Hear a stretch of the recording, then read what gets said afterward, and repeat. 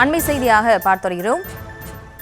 கோவை காவல் நிலையத்தில் வைத்து காவலர் பாலியல் வன்கொடுமை செய்யப்பட்ட சம்பவத்திற்கு நயினார் நாகேந்திரன் தனது கண்டனத்தை தெரிவித்திருக்கிறார். விவரங்களோடு இணைகிறார் நமது செய்தியாளர் லதா. லதா, வணக்கம். அவர் கண்டன பதிவில் என்னென்ன விஷயங்களை குறிப்பிட்டிருக்காரு, முழு விவரம்?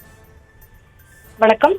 திமுக அரசின் காவல்துறையை கண்டித்து பாஜக மாநில தலைவர் நயினார் நாகேந்திரன் கண்டன பதிவு ஒன்றை வெளியிட்டிருக்கிறார்.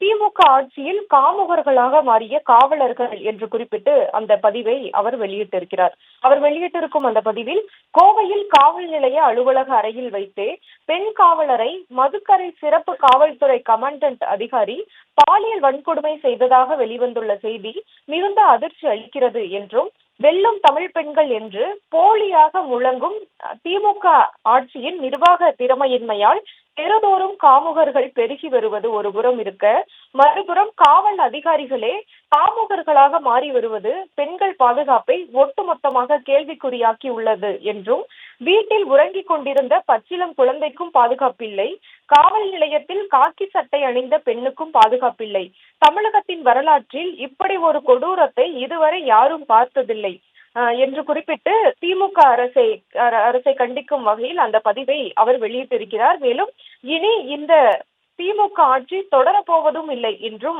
நயினார் நாகேந்திரன் குறிப்பிட்டிருக்கிறார்.